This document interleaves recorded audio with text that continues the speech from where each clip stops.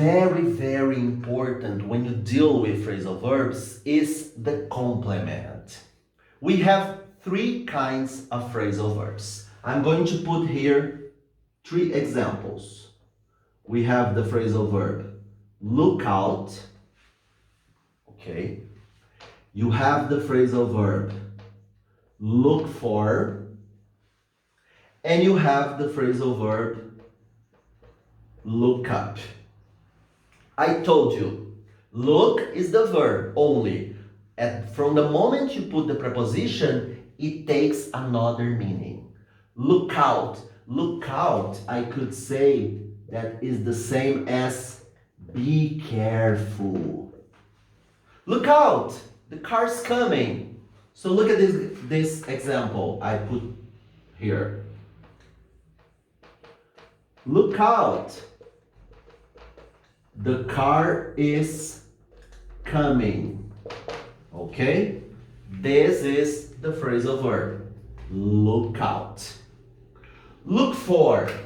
Look for, I could say that it's the same as search.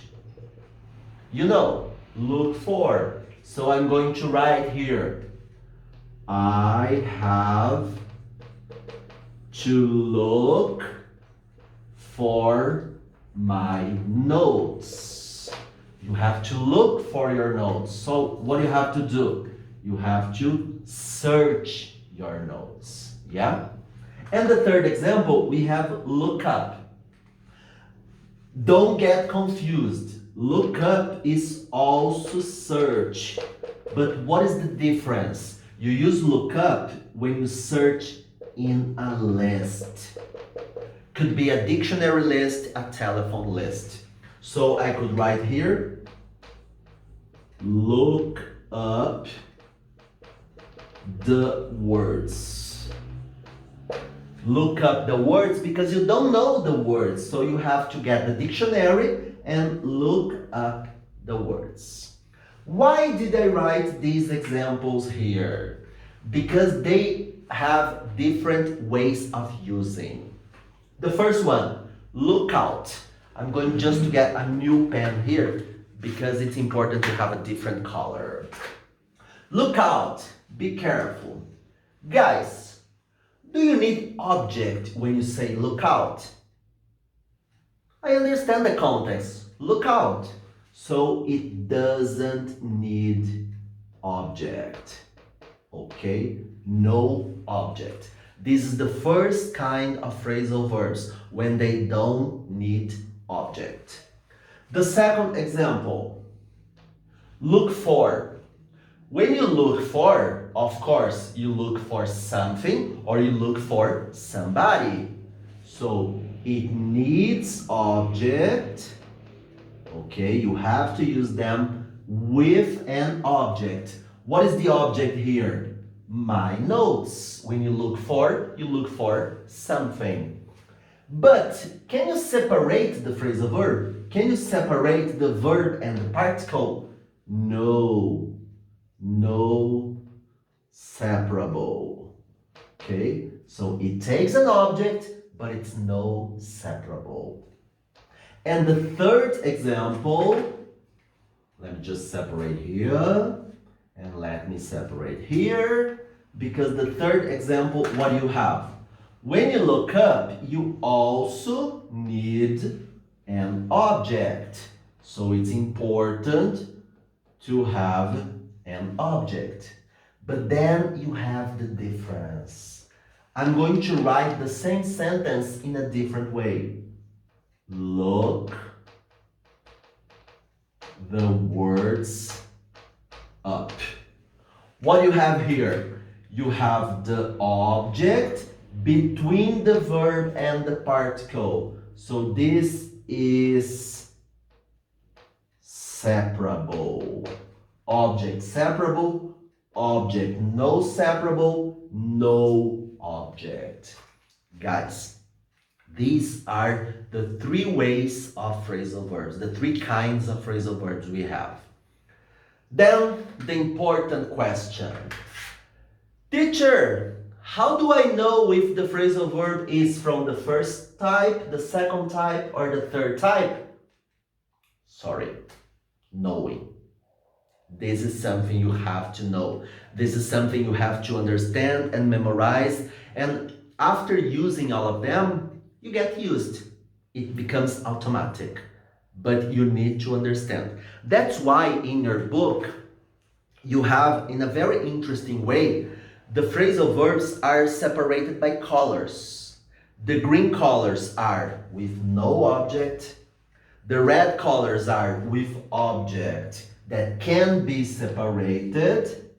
And the third kind are with object that cannot be separated. So take a look at this page. This page is really important. Once again, page 163. This is the exercise you have to do at home carefully with all the pictures and then complete better all of them. Okay, guys? No problem so far? So this is the first part of our class, where the most important was to understand some phrasal verbs and to understand the three kinds of phrasal verbs. Because in the exercises you have there in the supporting activities, there will be separating or not separating, putting one particle or another particle. Depends on the meaning, depends on the context. Okay, guys? And I'm here again, guys, continuing our class about phrasal verbs. The idea is the same, but what's the difference? Now we're going to focus a little more on the grammar. How to make the correct grammar structure to include phrasal verbs in the sentences. So remembering our first video, I'm just going to write some examples here. The first one, what time do you get up? Okay? Where is the phrasal verb here? Of course, the phrasal verb is here. Get up. Get up is from that first kind of phrasal verbs. It doesn't need object. Oops. It doesn't take any object. Okay? So what time do you get up? Okay, I understand you got up. That's the idea. We also have the second kind of phrasal verb. I'm going to write another example here. I'm still looking for my keys. Okay? On purpose, I just changed a little the verb tense because we are used to using only present perfect. So here I decided to put a present continuous structure.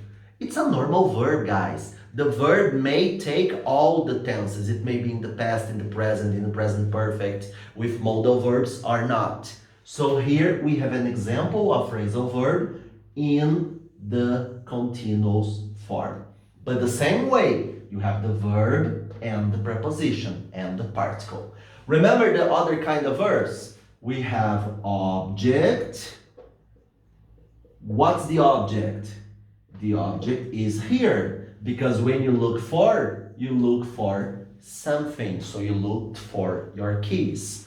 I'm still looking for my keys. Remember that look for is that kind of phrasal verb that it can't be separated. So it's no separable. Yeah?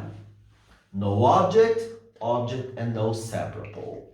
And now the most important. Let's see the third kind of phrasal verbs. I have here the example.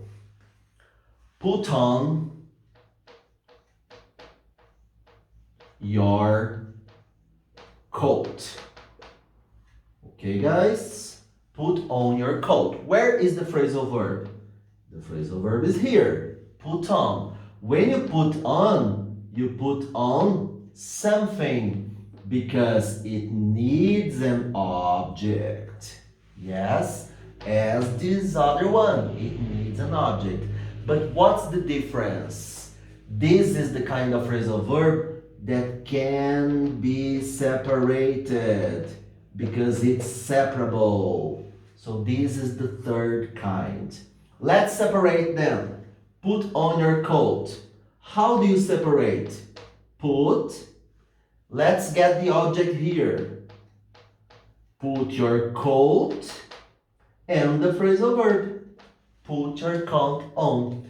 The phrasal verb is here. The object is here. Yes? Put on your coat, put your coat on. This is the kind of phrasal verb that can be separated. Every time the phrasal verb can be separated, you have to do this way. But then you have a third way of writing that. That's important. Put on. Okay? I want something here. But let's get the idea that I already know I'm talking about the coat. And I don't want to repeat the word coat. So I'm going to use the pronoun, the object pronoun. As you have a coat is singular. Remember back there in the beginning, at the beginning of our classes, we saw the pronouns. Me, your, him, it, etc. Your coat is singular. Singular, neutral, you have the pronoun it. So you have here, put it on. Okay, guys? So this is important. When you have a phrasal verb that needs an object and is separable, if you put a pronoun, it has to go in the middle. It's an obligation. You need to put in the middle. Put it on. Yes? I'm going to write another example from the same idea here, guys. So take a look. I'm going to write now in another context. So I could say, just a second. Turn off what? Turn off the lights. Okay, I have here the lights. The same way I can separate. I could say, turn the lights off. Did you notice my mistake here? Off, double F. Of course, off, because it's turn off. Turn the lights off. But now, I want to change the lights and put a pronoun. The lights are plural. So you have to say, turn them off. And this way, you put the preposition with the pronoun. Okay, guys? What do you have?